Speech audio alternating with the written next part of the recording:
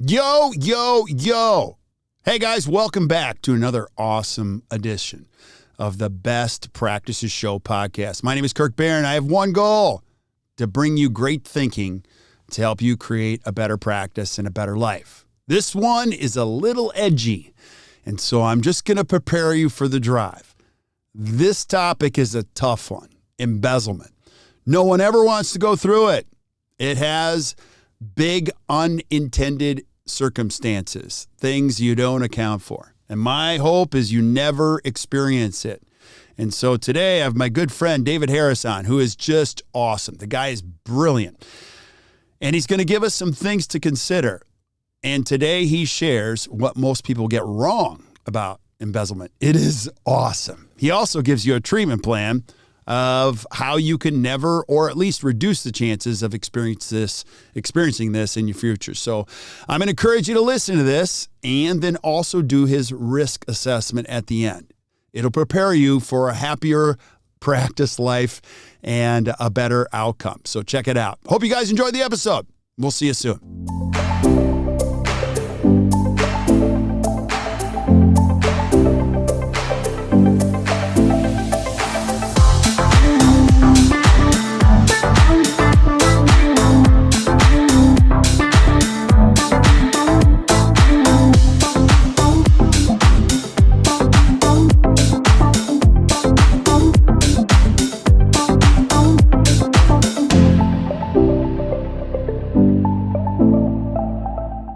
Hey guys, welcome back to the Best Practices Show podcast. My name is Kirk Behrendt, and our goal, as always, is to bring you great information to help you create a better practice and a better life. And if you own your own practice, you know one of the worst words you can ever hear is the word embezzlement. It not only destroys trust, it destroys your bank account, and it destroys your confidence. And so I don't ever want that to happen to you, but the truth of it is it does happen. And so today I have my good friend David Harris on, who is awesome. Now I'm going to tell you, I love this guy for so many reasons because he bends my brain. And David, you just have an incredible service that you offer not only to our clients, but the listeners of the show. It's just to help them think better when these unfortunate things happen. And today we're going to be talking about things that people get wrong when it comes to embezzlement. And I told you before we go, all right, we're just going to roll because I have a bunch of things that I've gotten wrong on this. And so, David, thanks for being on, brother. It is great to be with you always. One of my best friends in dentistry, and I just am thrilled to death to have a chance to hang out with you again. Hey, well, pleasure's all mine. And if you guys are listening, you're going to see this guy's wicked smart. He's wicked smart. So, David, as always, I always like to start here because we have a lot of young listeners, new listeners, and I want them to know who David Harris is. So who are you? What do you do? Well, I have one of the most fun jobs in dentistry because I get to chase and catch and sometimes throw in jail the people who steal from dentists. And I started doing that about 35 years ago on my own. We now have a team of about 20 people, and we deal with hundreds of practices annually in that narrow little field. Wow. And can you speak about the reality of it? Because you have all this, a couple things. I'm going to lead you with these questions. You actually have a category of people that are $1 million embezzlers from dentists. And I always screw up your statistics, but if of all the dentists, how many dentists get embezzled and how many of them get embezzled the second time when they own their own practice? Yeah, the American Dental Association asked that exact question to 17,000 dentists a couple of years ago. So in 2019, they went to these dentists and they said, have you been stolen from? And Kirk, I'll give you the good news first. 53% of the respondents said, I don't think so, because this question doesn't always lead itself to absolute answers. So 53% said, I don't think so. Of course, the other 47% had been stolen from. Wow. So the ADA asked them a follow-up question. Okay, how many times? And now it got a little bit interesting. 26%, so about half of those who said they'd been stolen from said once, as far as I know. 11% twice. 2% 3 times, and the one that really made me stand up and take notice was that 8% of the respondents said 4 or more times. That's crazy. It is crazy. So if you do a little histogram exercise and you take 26% times 1 and 11% times 2 and 2% times 3 and 8% times, let's assume just 4, you come up with 86 embezzlements that have already happened per 100 dentists. Wow. Now, some things that we don't know here. For example, we don't know how many of the 53% who said, I haven't been stolen from, to the best of my knowledge, will get victimized in the rest of their careers. And we don't know how many of the other 47% who had been will get stolen from again. We also don't know how many people were stolen from and just didn't realize it, or how many were stolen from and did realize it and for whatever reason chose not to disclose that to the ADA. Right. Okay, so if you start with 100 dentists, probably 75% of them will get stolen from sooner or later. So this is not a remote problem where your listeners can say, you know what, it may hit some dentists, but it's really remote from me. It's not. Right. Right. Now, a couple things. I don't ever want to provoke any fear on this podcast. That's not what this is about. We want people to have a better practice and a better life. But the truth of it is that embezzlement, the money is just the tip of the iceberg. There's other unintended circumstances that happen to a professional when you experience embezzlement. Can you speak to that? I'd love to. You know, about 7 or 8 years ago, I was talking somewhere, and I don't even remember where it was. And 2 dentists came up to me after, and they were fishing buddies. They were the 2 dentists in a fairly small town, and they'd both been embezzled. And they were just talking about how it felt. And the first guy said, it felt like I went away for the weekend, and I came back, and somebody had broken into my house and peed on my carpets and stolen my stuff. And the second guy corrected him and said, that's not quite it. It's more like you go away for the weekend, you come back and your stuff's gone and your carpets are ruined, and then you're walking your dog through your neighborhood and you pass your neighbor's house and you see a painting that used to be in your house until the weekend hanging up in their living room. In other words, this is not crime committed on you by a stranger. It's crime committed by somebody who you had a relationship with. You were almost like family to, and they used the trust and the faith that you placed in them and leveraged it into theft. Wow. So it's a very personal crime. Yeah. And you're absolutely right. The money is an issue. It has to be. But in a lot of cases, it's the sense of violation. It's that thought process where you say, you know, I was at her daughter's wedding 3 months ago, and it's just starting to occur to me how much of that wedding I paid for. It's that really hurts. Wow. And so today, you know, I'll just say this. If you have an inkling of it, number one, David's a great resource just to get your systems in place. More than anything, just there's due diligence, there's checklists, there's things you can do that won't necessarily prevent it, but greatly reduce the chances of it happening. And you should check those out at his website or just reach out to him if you feel like that. And number two is I want to talk about, let's go back to the topic. What are some of the things that people get wrong with embezzlement? Let's just go there. What are some of the top things? The first thing is I have immunity because. And, you know, if we had a live audience with us today, there'd be some people sitting like this with their arms folded and their face tight. You could probably even see them bruxing a little bit. And what it all says is, well, you know, it might be the person to my left and it might be the person to my right, but it won't be me. Right. And then they have some algorithm that they've constructed that puts them in the immune category. For example, my staff have been with me for 20 plus years. And every embezzlement has a first time. Sometimes it's a newly hired staff member who's been with you for 3 months, and sometimes it's your office manager of 25 years.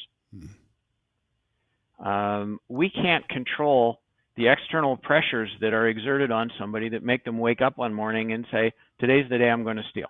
Right. And the backstory, Kirk, could be a lot of things. Maybe that office manager is going through a divorce and facing the reality of, where they used to support one household on two incomes, and now they have two households on the same incomes and a bunch of attorney bills. There are external pressures like that that will push people who a month ago or a year ago wouldn't have contemplated stealing into doing it. Right. And so the first thing is there's nobody who's immune. There is some set of circumstances that would make any one of us break the law. Right. Right. And yeah. Can I introduce number two? And you can just say, no, it's not. Okay. You bet. People that embezzle are just dumb. Like that would just be so dumb. These are not really smart people when you embezzle from a dentist. Yeah, that's a good myth. Let's be clear. Stealing is dumb. Yes, I would agree. It's a really so these people do a dumb thing. And it's a really bad idea, and it can have disastrous consequences for them. But no, they tend to be pretty smart. In fact, I would say that in general, they're among your smarter employees. You kind of need three things to steal. You need to have some pressure, and we talked about divorce as being an example of that kind of pressure. You need to have rationalization, which is the ability to say that it's okay to do this. I know that in general stealing is wrong, but it's okay in this limited circumstance because that's the rationalization. And the third thing you need is opportunity. And what I will say is that smarter people, almost by definition, are better at spotting opportunity than dumber people. So I've seen both sides of it, where somebody who you think is almost too stupid to tie their shoes can successfully steal, and at the same time you see some pretty creative, inventive thieves who come up with stuff that just makes you want to salute and say, wow, that was so smart. Yeah. That's crazy. What else? I don't know how many things are on this list, but take us on this path. What else do most people get wrong about embezzlement? One of the things, and I've encountered this a couple of times in the past month, one thing that people often get wrong is what the response should be when they suspect embezzlement. And I've seen a couple of posts in Facebook groups in the past few months where somebody posts and says, I'm pretty sure that my office manager or my financial coordinator is stealing from me. What should I do?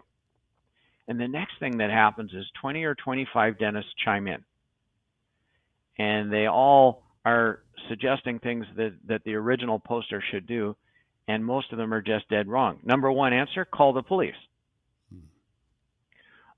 Let's put this into context. It isn't the police's job to tell you what has been stolen from you. You have to tell them that. After you've told them what is stolen from you, they'll try to get it back, and they'll try to make sure the law is applied. But picture the conversation on Friday night, Kirk, and you're out somewhere in Milwaukee, and around 12:30 you call the police and you say, I think somebody stole my car. Mm-hmm. And they say, I'm sorry to hear that, Mr. Behrendt. What's the make and model? And you say, I think it's a Mercedes, but it might be a Toyota. And they say, okay, what color is it? You say, I don't know, some dark color. What they're going to say to you next is, okay, Mr. Behrendt, here's what I want you to do. Take an Uber home, sober up, and in the morning, if you still can't find your car, call us back. And, we can laugh about this. Right. But conceptually, that's what people do when they call the police and say, I think I've been embezzled from. Right. The police can't help you. They don't have the expertise. They don't have the manpower to dump into this. And as I say, they philosophically don't think it's their job to tell you what you've lost. Right. So, the call the police people are going to do a couple of things. First of all, they're going to send the victim into a dead end, because the victim's going to call the police, and the police are going to say, we can't help you. Maybe in 6 months we'll have time to send a detective around to look at this. And the second thing is there's a pretty good chance that the person who's doing it gets alerted, because the first thing the police are going to do is send two big police officers of either gender to the practice with loud radios and a patrol car parked outside. Mm-hmm. And it's a little hard to hide all that from the thief. Right. So you tip your hand, which is probably not a good idea at that juncture. And then, as I say, the police are going to say, look, we just can't help you, which the victim will often interpret as saying, well, nobody can help you. Mm-hmm. What needs to happen is a proper investigation is done first. Once the investigation is done, and I'll mention that that's part of the business that we're in. Once the investigation is done, then at that point you can go to police and say, okay, the amount stolen was $112,464.84. Here's who did it. Here's how they did it. And here's where the money went. I mean, when you tell the police all that, they can work with us. Right. Until then, it's my car was stolen, and I'm not sure if it's a Mercedes or a Toyota, and there's nothing they can do about that. Yeah, that's such a great analogy because that's exactly true. We don't even know where to start. And so, step one is just reach out to an expert because number one, it gives you some space to calm yourself. Sometimes your thoughts run wild and it's not true that somebody's embezzling from you. And that's why you've got to have somebody who knows what this is all about to say, listen, this is not a case for concern. This is you just not knowing where things are at in some cases. Right. Yeah, you have to understand what happened first. And from that understanding, you can start to make decisions about what to do. Another early conversation I have with a lot of dentists is they say to me something like, I want to know what happened, but I don't want to press charges. Mm. And I say, well, a couple of things. First of all, the decision of pressing or not pressing charges isn't yours. That belongs to the government. Your job is to make a complaint to the police, and on that basis, and they'll gather evidence and add it to what we've already given them, and then they'll decide if there's sufficient evidence to press charges or not. Right. And in a lot of states, the next thing that happens is it goes in front of a grand jury, and it's ultimately the grand jury who decide if somebody's going to be charged with a crime. So it's not like you get to either charge somebody or not. That isn't how it works. The other thing I say to them is, you know what, this conversation's really premature in any case because you don't know yet what happened. And, if you think that $5,000 was stolen from you, you might say, okay, it's not important to me that charges get pressed, but suppose when we're done, the number's $185,000. Right. Do you feel differently? Right. And if you don't, let's add another $100,000 and ask the question again. Right. And, a lot of times the initial conversation that I have with somebody is where they say, yeah, I don't want anything to happen to the thief. I mean, I would like to get us back as much money as I can, and I certainly want them out of my practice, but, they're a single mom and I don't want them to go to prison. And 7 or 8 weeks later, when we're talking about how much money was really stolen, the same person who said that to me will say, throw their ass in jail. Mm. Once they understand the amount of money, but not just that, the cynicism, the way that they realize they've been played by the thief. Right. Now they feel it very differently. So my initial conversation with dentists is, look, keep your options open. You don't have enough information to make a decision here, and nobody's asking you to. Yeah. So let's just put your analytical brain off for a minute, which is hard for them because they're thinkers. Switch that part off and let us do our work, and then we can come back to that. So that's another thing that people often get wrong. It's like, I feel this compulsion right now to make a decision about what the future of somebody should be. Right. And there's some complexities of just letting somebody go without just cause if you've felt like they're embezzling and you haven't called it out. And then the other thing that's a complexity that goes beyond that is a thief will often do this again somewhere else, right? There are a whole lot of serial embezzlers out there. And that points to a couple of things. The first is the benefits, not so much to the individual victim, but to society of taking decisive action. Mm-hmm. If somebody has stolen from you, the best thing you can do to protect your profession is make them acquire a criminal record. Because if you simply are happy to see their taillights going down the road and you don't do anything beyond firing them, then you're setting up somebody else in your profession to have a repeat of what just happened to you. Right. Right. And, yeah, and you're just provoking a lot of thoughts that I have or conversations. Every once in a while, I get an email from a dentist going, why you got to put that stuff on there? Like, just talk about. And so my feedback is this, is that I'm a big fan of accountability, but I have found that accountability is not a trust thing. It's an accounting thing. And your favorite team members like accountability. So if you're a dentist and you're listening and you want to share a podcast about embezzling, and you have a thought that, this might really upset people, I would just ask you to consider this. Your favorite people love cleanliness. They love accountability. They love to be audited. You don't think so, but they do. They love for you to talk about their numbers. And you can also say, listen, this is best practices. I know this is an issue. I know this is important. As a business owner, I have to pay taxes. I have to follow the laws in there. And I also have to follow a lot of simple rules in running a business. And so most people, when you give them rules around money, they will respect that. True? Absolutely. I mean, the people who are upset about that, you nailed it, are the people who have something to hide. Right. One of my team, who I know you've met, named Amber Weber, she said something very profound once when she said, transparency is one of the first casualties of embezzlement. People who are stealing do not want to be transparent with their doctor. Yeah. The second concept I'll introduce, just going one step further on something you just said, is I think a lot of dentists struggle with the difference between delegation and abdication. Delegation being, I'm giving you this job to do, and you're going to have some kind of, here's your word back, accountability back to me. And abdication being, I don't ever want to hear about this issue again. And a lot of dentists abdicate when they really need to delegate. Yeah. That accountability is something that if you are a conscientious staff member, you welcome, because that's how you prove to your boss what a good job you're doing. That is so well said, David. And as coaches, one of the red flags that happens for us is the dentist is so excited about bringing a coach, whether it be us or anyone else. And the rest of the team is too, except for one person. Who is the office manager. Now, I don't want to throw everybody under the bus that feels like that, but a great majority of the time, they don't want anyone coming in to take a look at their role for some reason.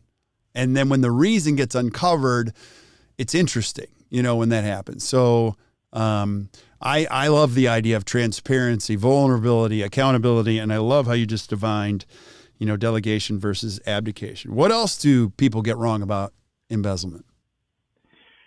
A lot of people think that there's no chance they will get any money back from this, and that paying, for example, for us to investigate is simply throwing good money after bad. And the average return on investment on hiring us is about 400%. Really? Okay, wait, you have to go back to that. How? Well, really simple. First of all, every dentist has insurance coverage for employee theft. And the way that you make a claim on your insurance is you get an investigation done, you get a report from somebody like us, and you give that to your insurance company, and that's the basis on which they pay you money. Okay. In other words, you can't just call your insurance company and say, somebody stole from me, and I think the number's about $25,000, and have the insurance company say, oh, okay, we're going to send you a check. Right. It's a little more official than that. So we are the pathway, first of all, to getting that money back. And the typical coverage that a dentist has is not huge. It's normally $25,000. Okay. But that is very low-hanging fruit. I mean, all we need to do is do an investigation, issue a report, and usually about 4 weeks later, the doctor's got a check from the insurance company. So everybody gets that back. Wow. How much somebody gets beyond that depends on a couple of factors. One is how somebody stole. So a lot of thieves will steal a doctor's checks. They will take checks with the doctor's name on them. They'll find ways to cash them. I'm not going to get specific here for obvious reasons. Right. But when that happens, it's interesting because the doctor has a claim against the bank that allowed the check to be cashed. So one of your staff takes a check and they take it to, let's say, Wells Fargo and cash it there. You have the ability to go after Wells Fargo and get that money back. Really? Okay. And the ability of the thief to pay you back is irrelevant. I mean, that's between Wells Fargo and the person they let cash the check, not your problem. Mm-hmm.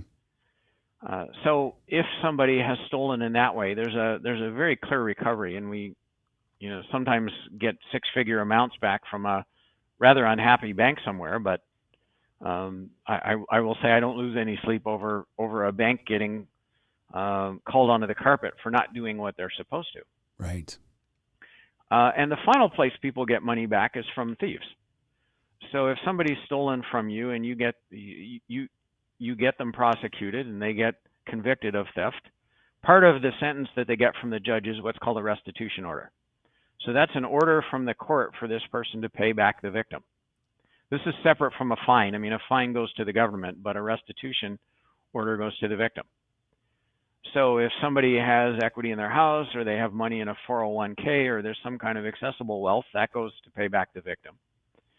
And if that's non-existent or insufficient, then what happens is when this person gets out of jail, 30% of their future earnings are what's called garnished and paid to the victim. So, you may have lost $100,000 and you're getting back $682.54 each month, Mm-hmm. which might mean you'll never get it all back because somebody would have to live for a long time. But I don't know anybody who gets those $642.84 checks who throws them in the fire. Not at all. Not at all. So one of the myths is that people just don't get their money back. And as I say, everybody gets something back. The fortunate ones get 100% of what they lost. Others will get something, and whether it's 40% or 60% of what they lost depends on the circumstance. Wow. A lot to contemplate here. What else? I'm just going to keep asking what else until you tell us we're out of what else is. And I don't know if there's an end to this. So no, we could probably run this on for a while.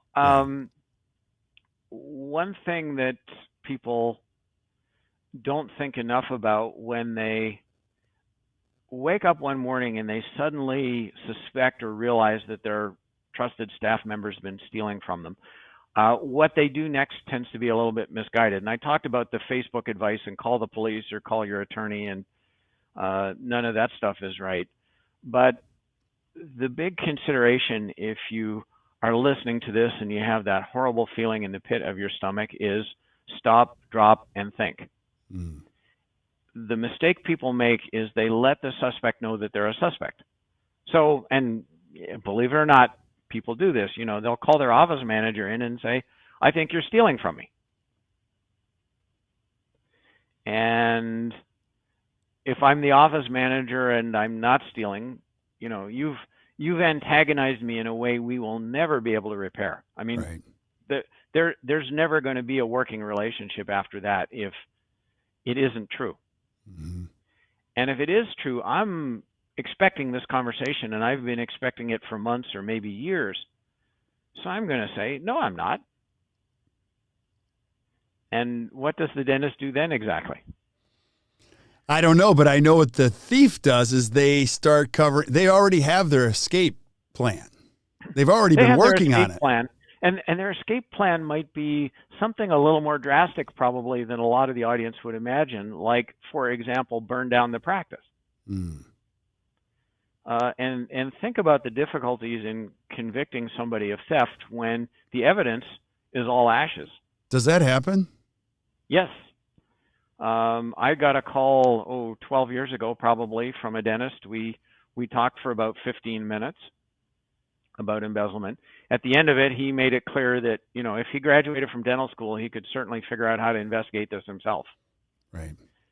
And I don't know what he did next, but he tipped off the suspect to the fact that she was a suspect. And she came back that night with a can of gasoline, and she burned down the practice. Wow. And he called me after a little wistfully and said, yeah, that was, trying to not spend money on you was a bit of a false economy. Yeah. Was kind of the way he put it. Yeah. One other thing I'll just throw in there, and you and I have had lots of conversations, and I hear these stories. The dentist isn't really doing everything they should, and they have a team member that's working in cahoots with them. And one time, the team member who they're working in cahoots goes a little bit farther than they do. And so you get a little upset with the team member that's gone a little bit farther than you and is pushing the envelope, and you catch him in a big one and you go, you're done. You're going to jail. And the team member goes, oh, I'm going to jail?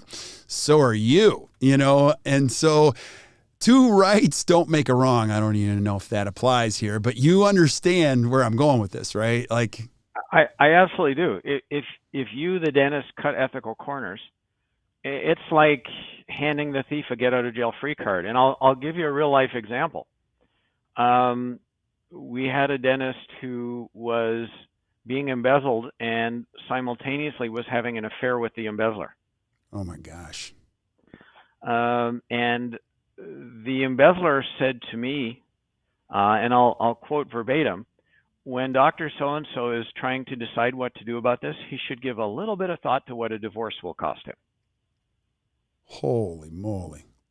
And you know how the story ends. She walked because there's no way that the doctor was going to stare down his wife over his girlfriend. Right. If you're a dentist and you cheat on taxes, if you play games with insurance like walk away from copays, if you do any of those things, then, and your staff see it, and typically they would, they're bulletproof and they know it. Mm-hmm. So fly right, because otherwise you'll just make yourself impotent as far as embezzlement goes. Yeah, that stuff always catches up to you. You just don't know when, you don't know how, but it catches up to you. You are sitting on a stick of dynamite, and sooner or later it's going to go boom. Yeah. Yeah. I do want to ask you along those lines, we see and hear about insurance embezzlement, which is a little bit different than just cash embezzlement. And that's extremely complex. Some of the stories we've heard, I don't even understand them. I'm like, that is just weird. Can you speak on the state or nature of that? I'd be happy to. And again, I won't get into specifics. Right. Because I don't want to aid the embezzlement profession. Right. But, insurance is this candy that sometimes people can't resist. And if I can figure out a way to get an insurance company to pay money to the practice that it really shouldn't, because if I steal, Kirk, if I steal from the dentist, one of two things happens. Either the dentist takes home less money than they otherwise would, or some supplier somewhere doesn't get paid, right? Because the money that I'm extracting has to come from somewhere. Right. So the third option is, what if I can start by making the pie bigger, and then I can steal some of it, and the other variables don't have to change. So thieves start thinking about, well, how can I squeeze more money out of insurance somewhere? And the danger to that, which I'm sure is obvious to the audience, is that they're doing that by defrauding the insurance company in the doctor's name. So they're sending insurance claims out, with the doctor's name and their NPI number on it, and the money's coming into the practice. In a lot of cases, it's deposited into a practice bank account, and then from there, something is stolen.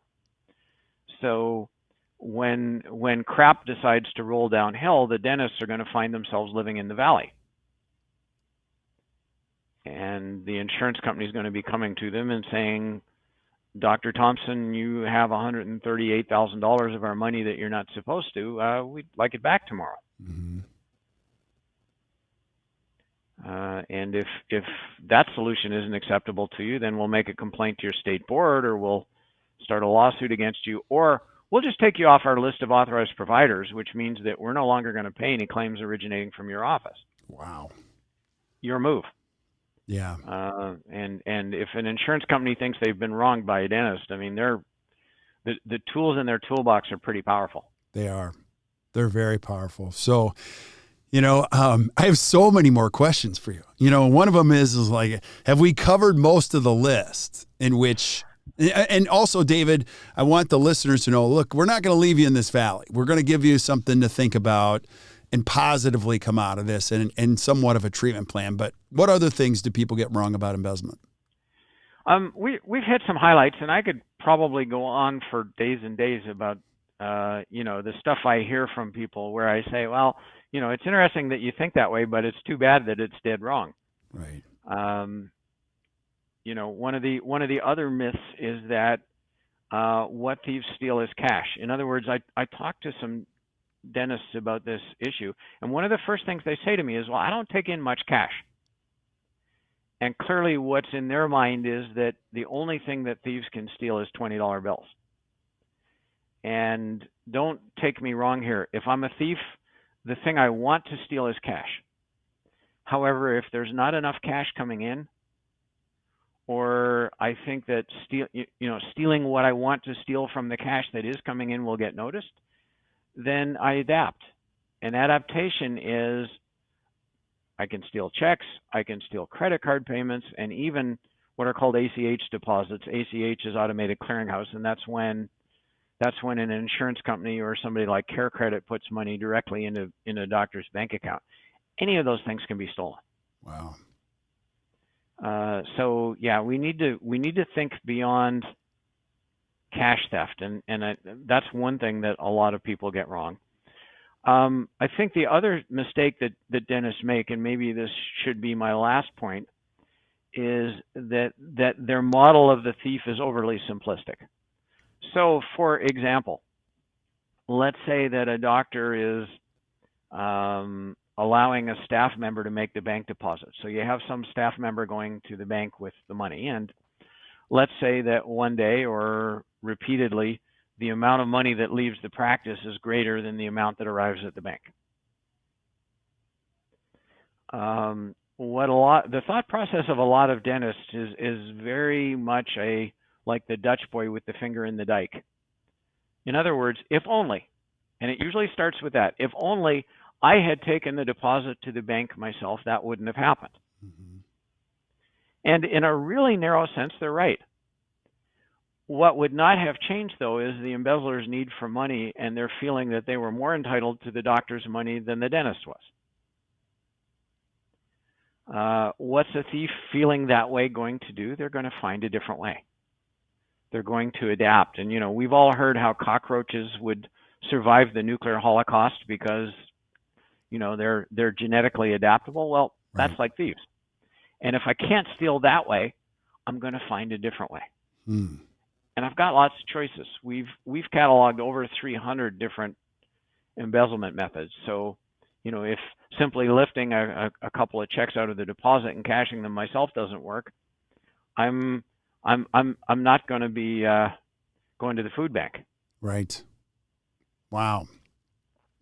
So that leads me to our listeners. Like, okay, so David, I've been listening to this, and maybe I'm on the drive to work, and 36 minutes into this, I'm a little edgy today. So help me off the edge piece of it. So if I'm a young dentist, let's say I'm 32, and I don't feel like I have an embezzlement, or maybe I do. Like, how do I prepare myself for 3 decades of reducing the chances of this happening? The answer comes from systems in your practice. And there's no system that will prevent embezzlement. When somebody wakes up tomorrow morning and decides today's the day I steal from my doctor, it's going to happen for a period of time. The really operative question is that period of time a week, a month, or a decade? If somebody steals from you and they get caught in the first month, that's not a defeat. That's an overwhelming success. The person who gets away with it for about 2 years, which is the average, by the way. Wow. That's a different story. So we need some systems. And the way a thief thinks about the problem is really simple. The first question they ask about a practice is, does the doctor know how much money should be in the deposit today? And do they check that? And the way I describe it is, there are people who do that, and then there's the other 85%. So if you're in that 85%, if you have no idea how much your deposit is today, and if you don't check your bank statement to see that amount went in, the laziest, dumbest thief on the planet can successfully steal from you. Mm-hmm. So let's rule them out. And it doesn't mean the doctor has to do this personally, but somebody external to the practice needs to sit there with the report from practice management software and line it up against the bank deposit. Okay. Okay. There's a bookkeeper. If you don't want to do it yourself, which I totally support, there's a bookkeeper for a couple of $100 a month who will do that for you. Mm-hmm. So put that very basic system in place. People can still steal, but now it's a lot more challenging, because now what I need to do is I need to make your software lie about how much money you took in today. Mm-hmm. And that's a little more challenging, and it will just, in a Darwinian way, it will rule out probably 40% of thieves. So the next step is we need to then make sure that what is entered into our practice management software has integrity. Yeah. And the short way to do that is you need to that report that your software prints every day that you throw on your desk and you think you'll get to next week sometime. Now, you actually need to look at it, and you need to do it today. Right. Because that's the most likely place. If there's something going on that shouldn't be, that's the most likely place to see it. So as a young dentist, buy into those two things. I need somebody to do that math on a monthly basis for me. Did my deposits line up with my software? And I need to look at my reports on a daily basis to see if there's something there that doesn't belong. Yeah. Really. And then would it be fair to say, like, a regular just checkup or audit financially in a great growing practice? It's something that's a great idea. Actually, the last call I took before you and I hooked up today was exactly that. It was somebody with a decent sized practice, and they said, I don't have any huge suspicions, but I see the statistics and I don't like them. Mm-hmm. And I just want to make sure that I'm not one of those naive victims who, is happy doing endos and crowns, and while I'm happy doing that, somebody else at my front desk is happy stealing from me. So I don't want to be that guy. So they hired us to take a preventive look at their practice. It's done invisibly. The staff won't know that it's happening. It takes about 8 weeks, and at the end, they'll sleep better one way or the other. Right. If stealing is going on, it's kind of like when you find out you have cancer and you go get the tissue removed and you go on with your life. Yeah. And if nothing's going on, then nothing's going on, and you can focus on other things. Yeah. So, David, I'm so grateful that you are just an awesome resource for us. But any last thoughts? I want people to check out your checklist too. You have an awesome, and I actually have a copy of it. Just something to read, and I don't know if you've updated it or changed it, but just some things that you can just look through and say, hey, look, does any of this apply to my practice? They're just good questions. Can you speak to that? Absolutely. First of all, my door is open, Kirk, to any of your audience who want to call me and talk to me for 20 minutes or half an hour about their practice and tell them what's going on, and I can give my impressions, or if they have specific concerns, I'm happy to help the doctor work through those. So doors open anytime to any listener. And my job really is to spend the day on the phone with dentists and sometimes talk them off the ledge and sometimes say, you know what, I don't think you have anything to worry about. What Kirk mentioned a minute ago is called the Embezzlement Risk Assessment Questionnaire. And this is something we sell on our website, but I'm always happy to share things with Kirk's audience, and I'll do it right now. If you want that questionnaire for free, all you have to do is email us or contact us through our website, and we'll send it to you. It takes about 15 minutes to complete. You get a score at the end. It's scored out of 100, so 100 is perfect, and 40 you don't call your mom to brag about. And it will give you a really good idea of the risk that your practice faces. Mm-hmm. And if your risk is high, then we have the conversation about mitigation. Yeah. Yeah, and I would say if you're listening, a good thing to do is just to use his risk assessment annually and just take a look at your score. And David, you're so kind, and I know you've done this for many of our clients. Just have a conversation and do exactly just that. Just calm them down and say, okay, a couple things to look at are this. Yep. Absolutely.